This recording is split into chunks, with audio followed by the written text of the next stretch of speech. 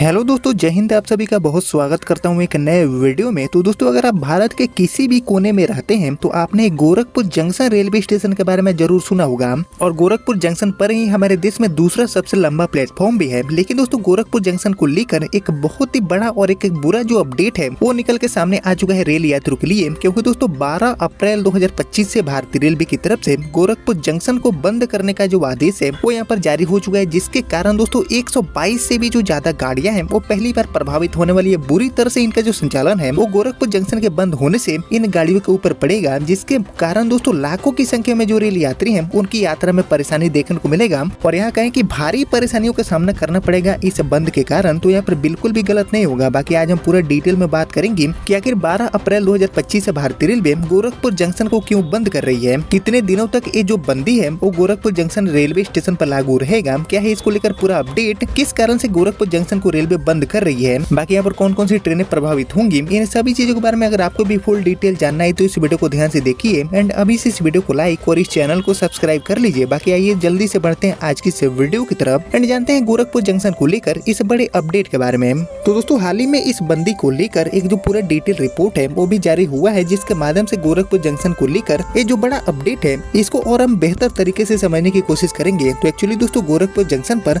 12 अप्रैल 2025 से लेकर 2 मई 2025 तक एकदम सन्नाटा छाया रहेगा। पूरे स्टेशन परिसर में बिल्कुल खामोशी वाला माहौल आपको देखने को मिलेगा। और इस समय अवधि में 8 जो प्लेटफॉर्म है गोरखपुर जंक्शन के वो पूरी तरह से शट डाउन रहेंगे, पूरी तरह से बंद रहेंगे। जबकि दोस्तों केवल 2 प्लेटफॉर्म से ट्रेनों का जो संचालन है वो रेलवे करने वाली है। प्लेटफॉर्म नंबर 1 से बस्ती लखनऊ की ओर ट्रेनों का संचालन होगा। वहीं प्लेटफॉर्म नंबर 3 से बिहार एंड वाराणसी रूट की जो गाड़ियां हैं उनका संचालन रेलवे करेगी बहुत ही लिमिटेड संख्या में। बाकी दोस्तों बात करते हैं वजह की कि आखिर क्या वजह है कि गोरखपुर जंक्शन को रेलवे 12 अप्रैल से इतने बड़े सन्नाटे के माहौल से गुजारने जा रही है। तो एक्चुअली दोस्तों नॉन इंटरलॉकिंग कार्य के कारण 22 दिनों में 122 ट्रेनें यहाँ पर रद्द रहने वाली है। दिन में कुछ विशेष ट्रेनों का जो संचालन है वो होगा, लेकिन अधिकांश समय प्लेटफॉर्म पर सन्नाटा का जो माहौल है वो आपको देखने को मिलेगा 12 अप्रैल से। और एक्चुअली यार्ड रीमॉडलिंग के चलते लगभग 11 लाख यात्रियों की यात्रा रद्द होने की जो संभावनाएं हैं वो भी बन रही है गोरखपुर जंक्शन को बंद करने को लेकर,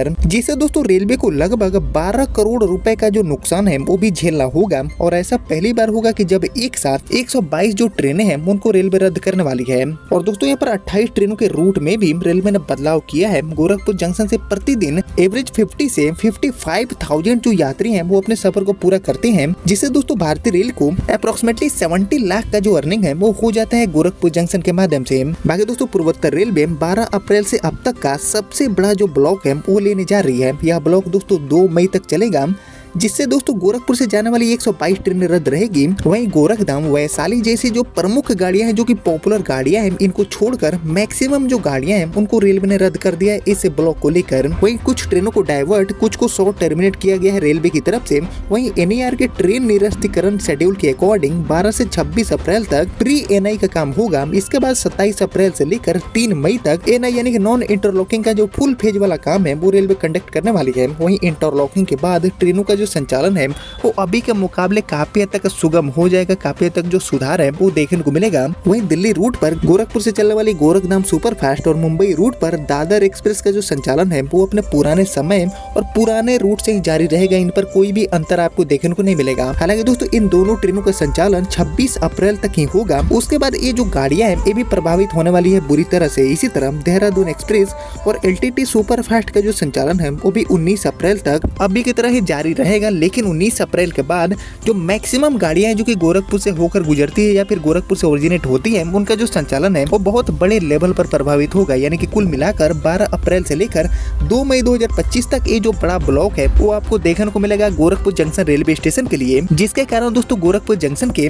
8 जो प्लेटफॉर्म है वो पूरी तरह से बंद रहेंगे। कोई भी ट्रेनों का जो संचालन है वो इन 8 प्लेटफॉर्म से नहीं होगा। बाकी यहाँ पर 2 प्लेटफॉर्म के माध्यम से गिनी चुनी गाड़ियों का जो संचालन है वो रेलवे करने वाली है, जिसके कारण एक तरह से जो गोरखपुर जंक्शन है वो 12 अप्रैल से लेकर 2 मई तक बंद रहने वाला है। बंद का जो माहौल है वो आपको देखने को मिल जाएगा। बाकी कौन कौन सी गाड़ियां पूरी तरह से रद्द हुई है, यानी कि जो 122 गाड़ियां हैं ये आखिर कौन कौन सी है, क्या है इनका ट्रेन नंबर, इसके ऊपर अगर आपको डेडिकेटेड वीडियो चाहिए तो आप लोग मुझे कमेंट करके बताइए। मैं आप सभी के बीच एक जल्दी से वीडियो लाने की कोशिश करूंगा। बाकी आपने यहाँ तक इस वीडियो को देख लिया है तो प्लीज इस वीडियो को लाइक और ज्यादा से ज्यादा शेयर करिएगा। बाकी दोस्तों यही था गोरखपुर जंक्शन को लेकर एक बड़ा अपडेट। बाकी अब इस वीडियो को इतना ही पर रखते हैं, मिलते हैं आपसे अगले वीडियो में, तब तक के लिए जय हिंद जय भारत।